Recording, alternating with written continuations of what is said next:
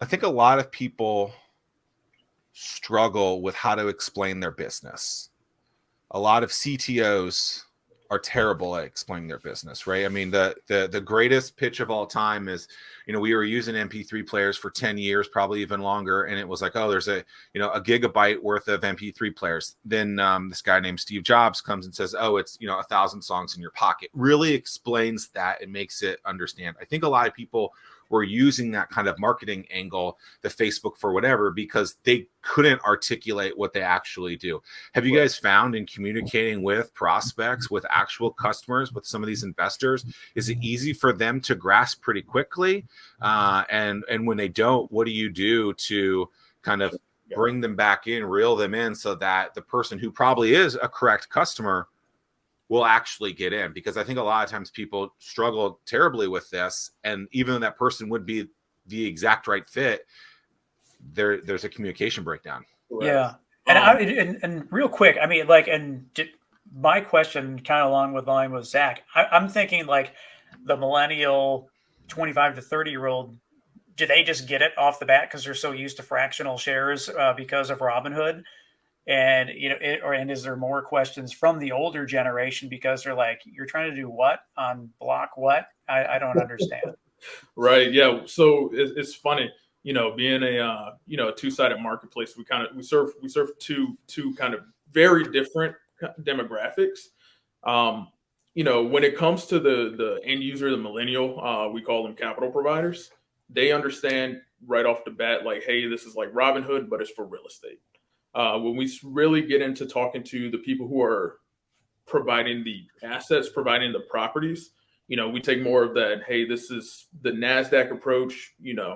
You're essentially taking your company and your asset and raising money for it. So we have kind of two different ways, depending on, which client base that we're talking to, how we describe it. But generally, we see that the capital providers, the end user, generally either gets it or they don't. There's really, we haven't seen anybody in the middle. Once again, we have kind of a very specific target audience that we're going for. These people have invested before. They're familiar. They know about Coinbase. They know about Robinhood. So they understand the concept of alternative investments already. Yeah. And then there's those people who are just been like, I have a 401k, I have an IRA, and it's managed completely. This product isn't quite for you. We're not trying to make it seem like this product is for you, Yeah. And Zach, to, I guess, answer your first part, it's a super interesting question because I think it also falls in line with the just entrepreneurial journey in general, which is when we first got into a lot of, even pitching, I would say, yeah, we definitely left some people confused at first as we tried to figure out even ourselves, like, where are we coming into the market? How are we positioning ourselves? What's our strategy? But I would say now we don't really get as many questions. I would say now we really have narrowed down not only who we want to talk to as far as investors go. So they already have an understanding, but also just overall, when we talk to anybody, we don't get many questions. If you would have asked us that 6-7 months ago, we would have said, oh man, I wish he wouldn't have asked us that, because we definitely leave some people confused. But I think that's part of the journey, right? Like, well, I think too many people try and get cute with it too, where they're like, "Oh, I'm the fairy dust of this," and it's like, eh.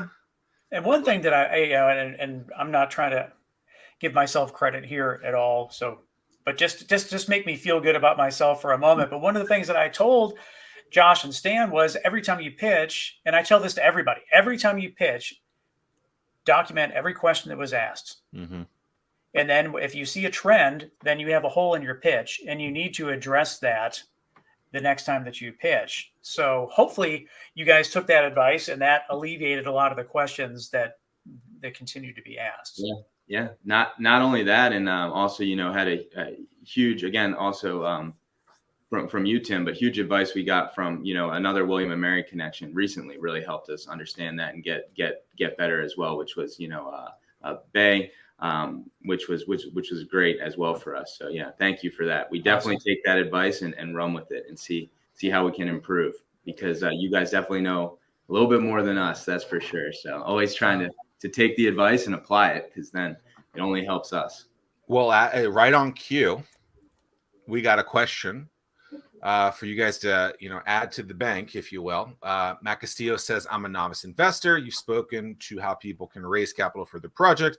How do I, as a retail individual investor, make money through your platform? Yeah, that is a great question. Great question. So. There's a couple of ways that you can make money through our platform. The one that I'll discuss the most in depth is what we currently have, which is a debt offering. One of the key components of our platform is we have the flexibility to do both debt or equity offerings. So how does somebody raise money from this particular deal that we have up? So essentially, what happens is the user will come on, they'll make an account, they'll invest into this particular asset. You can pull up the assets info card, all that stuff that has all this great information about it. And on there, you'll see that this particular one is a debt offering. So essentially what that means is that you're coming in, providing this individual capital as a quote unquote loan. So instead of them being, for fix and flips and real estate renovation, you can't generally go to a bank. So you have to go to what's called a private lender. So in this case, you're taking the place of that private lender, but as a collective. So you'll come on, you'll invest, let's say $100 into this with a pool of other individuals. So what happens is that loan goes out. There's a preset interest rate. This current one is 10%. So how you make money on your capital is that individual who took out that loan, is doing that renovation, pays back interest over a set period of time, whether it's 6 months, 12 months, or whatever is agreed upon during that conversation. They pay back interest on that money. Then that interest is then dispersed to the investors at the close of that offering, or what we call the maturity date. So if it matures in 12 months, then after 12 months, your money is then returned to you with the interest on top of it. And if it's not through debt, then if it's not through debt, and one of the things that we're currently working on is getting a more traditional style real estate fund up that's equity based. Now the payout's a little bit different. This particular one that we're working on it pays out your standard dividends yearly. It'll be about a 5-year fund. So they pay out dividends yearly, and then there's a liquidity event at the end, such as a refinance or the sale of that particular asset. Once that sale or refinance happens, the investors are then paid out and then given returns or profits based off of what's agreed upon for that particular fund and that particular fund manager. Tim, when you've done syndicates from just a investment standpoint, how does the rollout of cash happen typically? And do you get like a K1 every year? What does that kind of look like? Yeah, I mean, so from the syndicate side, you have your syndicate lead, and they're the decision maker for the rest of the people that signed up for the syndicate. So if there is an acquisition or an IPO, then that syndicate lead can make the decision in terms of, do we distribute the cash? If it's stock, then the syndicate lead will determine, hey, we're going to hold on to this stock for X amount of time, or we'll distribute it to the members of the syndicate and they can do what they want to do. But you're really at the mercy of the syndicate lead. They're the ones that are making the decision for you. I love a good air quotes. Yeah. I think. I mean, it's just assuming that you're with the right syndicate lead. I mean, they should understand what the market, the direction of the company, and you have full trust that they're going to do what's in the best interest of the syndicate for future months or years, whatever that might be. Yeah. So Stanley, this is your baby, right? I mean, this is your brainchild that you came up with it. Yes, I did. So how, and I can't remember if we talked about this last time or if you guys even said it today. Terrible memory apparently today. But like, how did it come about? Like, how did you decide this is something that you wanted to build? Well, when I was down at William and Mary, I ended up getting into real estate my junior year. It's funny. I started just making cold calls for a local real estate investor. So he could, in return for him teaching me kind of the ropes and, how to get started and all that stuff. Eventually, we parted ways, and I ended up getting into what's called real estate wholesaling, which is, really acquisitions for larger investors. So what I would do is I'd go and find someone who had, dilapidated property or abandoned property, essentially negotiate a deal with them, and then take it to a larger investor, say, hey, look at this deal, it's great. And then get a fee from, essentially procuring that deal for them. So, that was really my step into real estate.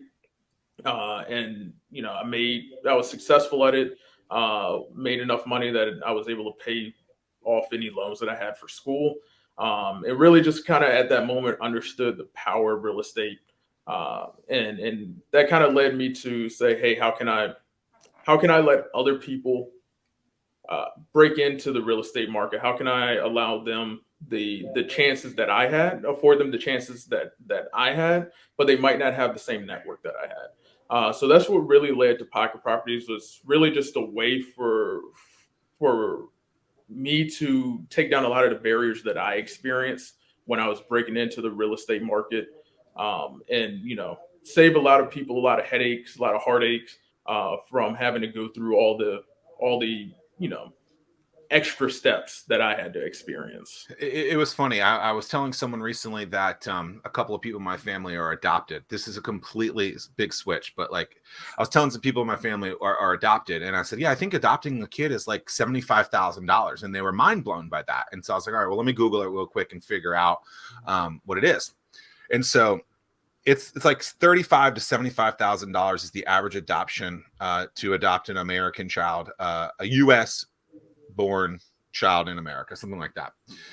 And somewhere in there, it's basically like you got to hire a adoption coordinator and legal services, right? Which is like this special person is going to take you through the process and make it really expensive. It kind of seems like in real estate, there's some kind of aspect of that in it where it's like, oh, if you want to do this, you have to have this special thing, special person, whatever. And it's kind of like, why, right? Why are these things that like don't have to be so difficult and are big problems and people want them fixed, yet we make it so difficult for people to actually, get access to those things? Why do you think and I know the adoption thing was a big swing, but I see where it ties in. I see where it ties in. Yeah, there are these coordinators, lawyers, whatever, that make things so difficult. Even like raising money in general, like the legal aspect of, you're gonna pay this guy $100,000. You're like, $100,000. I could have used that to hire someone else. Like this is. Yeah. Me personally, I would say right off the bat, it's one way to keep the insiders, and it's a way to keep the outsiders. And I would imagine there's probably only a couple percent of Americans that can afford just to put up a down payment to even try to finance a home. But then if you're looking at investment property where it's a second home, then it gets even more difficult. Exactly. And 80% of Americans living paycheck to paycheck, that alone, that. Like Tim said, that's one of the big things that, makes real estate investing so difficult is the amount of capital. If you're not one of the people who has large sums of money, not even large sums of money that you can take risk with. Yeah, disposable income. Disposable income. Real estate's a very hard industry to get into unless you do the gritty, the very gritty cold calling real estate agent route. Most people in the U.S. don't make enough to have to put $20,000 down on a $100,000 home, if you can even find one. Yeah. Because the down payment for an investment property or fix and flip from private lenders is generally about 20%. So people don't have that type of capital laying around a lot of the times. And speaking on why is it so difficult? Why, just in general with real estate, there's a lot of stuff that can go wrong. There's a lot of people that you have to pay. Some of those people aren't necessary. Some of them are, like title companies. They're 100% necessary. But yeah, it's just a very middleman process. Everybody wants to get their hands in it. It's an old process. So I understand where it came from. But once again, and that's why our value proposition. Yeah. innovating real estate investing through technology. Yeah. As we know, real estate investing has been the same since its inception. You buy a house the same way. You still have to go to the law office and sign for closing. To this day. When you can do everything through the internet and DocuSign, even notaries are online. So it's just an industry that's kind of been stuck in its ways. A lot of it's been due to regulation, but now that regulation is starting to loosen up a little bit, people have the ability to try these new ideas, try these new concepts, and try to make real estate investing a lot more friendlier. Yeah. And one thing I would even say too is like, it's even the same as, starting a business is. I think that's something people don't think about. Right. And that was one thing when I entered into real estate investing that I learned very quickly. It was similar to when I had started other businesses. And I did not think that at first. Everyone thinks, oh, it's going to be easy. Even if they have initial capital that they think is disposable, it's never enough. So that was my experience and continues to be an experience with one investment property, is that looking at it like a business, and really it's time consuming. It takes a lot of connecting of the dots and networking. Even for me to find a contractor that I can trust, that I know is going to be fair, give me good pricing, that can get the work done and do it consistently. That was huge. Until I found that was a massive thing that I constantly thought about with this. What if something goes wrong? Who am I going to find? And where our property is it's kind of isolated. It's not near, well, it is near a big city, but where it is, it takes a lot to get it out there. So it's in Long Island, New York, and there's not a lot of people out there. It's kind of secluded, way out on the island far. So for me, even that's what brought me to Pocket Properties. I went, when Stan initially kind of gave me the rundown, I said, yeah, sure, that makes sense. I completely understand this, and this would be awesome, even from my experience, so. How did you guys